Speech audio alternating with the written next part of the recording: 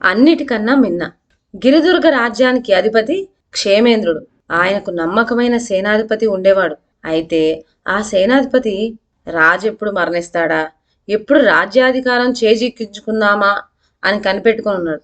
రాజు మరణించగా కొద్ది రోజుల్లోనే రాజ్యం సేనాధిపతి వశమైంది. అలా వశం కాగానే అతను రాజవంశీయుల పట్ల బహుకరంగా మెలగజొచ్చాడు. క్షేమేంద్రునికి నందుడు, సునందుడు, ఆనందుడు అని ముగ్గురు కొడుకులు. సేనాధిపతి పెట్టే యాతనలకు తట్టుకోలేక వాళ్ళ ముగ్గురు పారిపోయి ఒక ఎడారి ప్రాంతం చేరుకున్నారు. ఆ సమీపంలోనే వారికి ఒక చక్కటి కుటీరం కనిపించింది. అక్కడ ఒక వృద్ధుడు, అతని కూతురు కంటపడ్డారు. వారు అలసిపోయిన రాజకుమారును లోపలికి తీసుకుపోయి ఆదరించారు. రాత్రికి తమ కుటీరంలోనే ఉండిపోమని పట్టుపట్టారు కూడా. సోదరులు ముగ్గురు ఆ రాత్రి ఒక ఏకాంత స్థలంలో కూర్చొని మళ్ళీ తమ రాజ్యం పొందటం ఎలాగా అని వారిలో వారు తర్కించుకోసాగారు. వారు చీకట్లో కూర్చోవడం చూచి ఆ వృద్ధుని కూతురు ఇందుమతి ఒక దీపం తెచ్చి అక్కడ పెట్టింది. ఆమె కూడా దగ్గరనే కూర్చుండి వారి సంభాషణలు వింటూ ఉన్నది. అందరిలో పెద్దవాడైన నందుడు, ప్రపంచంలో మనిషికి కావాల్సింది అధికారం. చేతిలో అధికారం ఉండబట్టే కదా సేనాధిపతి మన రాజ్యం కాచేయగలిగాడు అన్నాడు. రెండో వాడైన సునందుడు, ధనం ఉంటే దాంతో పాటే అధికారం వస్తుంది, అధికారం కోసం ప్రయత్నం ఎందుకు అన్నాడు. కడసారి వాడైన ఆనందుడు తన మనసులో ఉద్దేశం ఏమీ చెప్పలేదు. ఇందుమతి వైపు చూస్తూ కూర్చున్నాడు. అన్నలిద్దరూ, నీవేమీ చెప్పవేమిరా తమ్ముడు అన్నారు. అందుకు ఆనందుడు, అదే ఆలోచిస్తున్నాను అని ఊరుకున్నాడు. తెల్లవారింది. అన్నదమ్ములు కుటీరం నుండి బయటకు వచ్చారు. ఎదుట ఎడారిలో బీడారి వర్తకులు గుంపు కనిపించింది. నందుడు, నేను ఈశాన్య దిక్కుగా పోయి సరిగ్గా 10 ఏళ్లకు పెద్ద సైన్యంతో సహా తిరిగి వస్తాను, మనం మళ్ళీ ఇక్కడే కలుసుకోవాలి అని చెప్పి బయలుదేరాడు. నేను వాయు దిశగా వెళ్ళి 10 ఏళ్లకల్లా గొప్ప ఐశ్వర్యంతో తిరిగొస్తాను అన్నాడు సునందుడు. ఇద్దరూ కడసారి వాడికేసి ప్రశ్నార్థకంగా చూశారు. ఆనందుడు, నేను ఈ సమస్య ఆలోచిస్తూనే ఉన్నాను, నేను 10 ఏళ్లకు మిమ్మల్ని ఈ కుటీరం దగ్గరే కలుసుకుంటాను అని చెప్పాడు. అన్నదమ్ముల మధ్య జరిగిన ఈ సంభాషణ అంతా ముసలివాడు, కూతురు వింటూనే ఉన్నారు. కాలచక్రం గిర్రును తిరిగిపోయింది. 10 ఏళ్ల తర్వాత ఆ కుటీరం చుట్టూ ఉండే పూల మొక్కలు అవి పెరిగి పెద్దయ్యి పర్ణశాలలాగా చక్కటి శోభ కురుస్తున్నవి.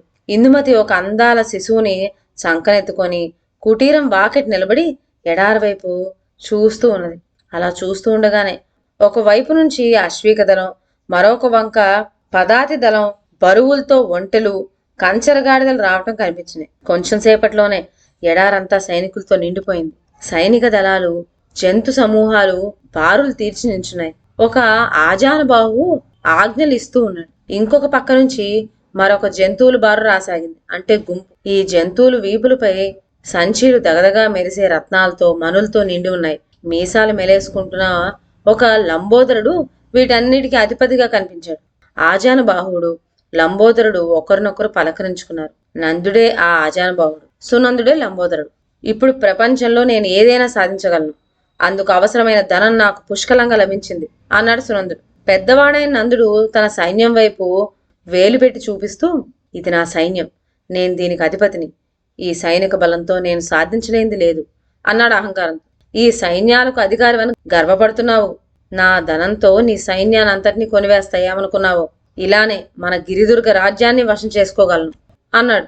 దర్భంగా నవ్వుతూ సునందుడు తన అన్నతో, సైనాధికారి అంటే ఏమనుకుంటున్నావో, నేను ఆజ్ఞ ఇవ్వటమే తరువాయి, నిన్ను నీ ధనాన్ని నిమిషంలో కొల్లగొట్టగలరు నా సైనికులు అన్నాడు నందుడు. సోదరులు ఇలా వాదించుకునేటంతలో కడసారివాడు ఆనందుడు నవ్వుతూ వారి వద్దకు వచ్చాడు. అతను చెరొక చేతిలో 2 బిడ్డలను వెంటబెట్టుకొచ్చాడు. అతని వెనక వడి బిడ్డని ఎత్తుకొని ఇందుమతి వచ్చింది. అన్నలిద్దరూ ఆశ్చర్యంతో చూచారు తమ్ముణ్ణి. తమ తమ ప్రభావాలను వెల్లడించారు. ఈ 10 ఏళ్లలో నీవేం చేసినట్లు అని ప్రశ్నిస్తున్నట్టుగా వాని వైపు చూచారు. ఇదిగో ఇదే అన్నట్టుగా ఆనందుడు ఒక్క చూపుతో పిల్లల వైపు సైగ చేశాడు. అన్నలిద్దరూ మళ్ళీ కొట్లాడుకొనసాగారు. వారిలో ఘనకార్యాలు చేశామన్న అహంకారం ప్రజ్వలిస్తోంది. అప్పుడు ఆనందుడు అన్నలను కుటీరం లోపలికి తీసుకుపోయి సముదాయించి వారికి సదుపాయాలన్నీ అమర్చాడు. స్థిమితపడిన తరువాత ఒక లేఖ తీసి చూపాడు. అది గిరిదుర్గ ప్రజలు పంపుకున్న లేఖ. మనల్ని ద్రోహం చేసిన ఆ దుష్టసేనాని చచ్చిపోయాడు, వచ్చే సింహాసనం అధిష్ఠించమని ప్రజలు వచ్చి నన్ను కోరారు. ఇలా తరచూ జాబులు వ్రాస్తూ ఉన్నారు. కానీ నేను మీకోసమే ఇక్కడ వేచి ఉన్నాను.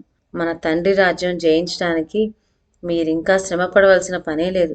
ఇందుకోసం సేనలు అక్కర్లేదు, ధనము అగత్యం లేదు అని చెప్పాడు ఆనందుడు. ఇంగిత జ్ఞానుడైన తమ్ముడు చేసిన పనికి అన్నలిద్దరూ ఆనందించారు. తర్వాత అందరూ కలిసి తమ రాజ్యానికి బయలుదేరారు. ఇదండి ఇవాళ కథ.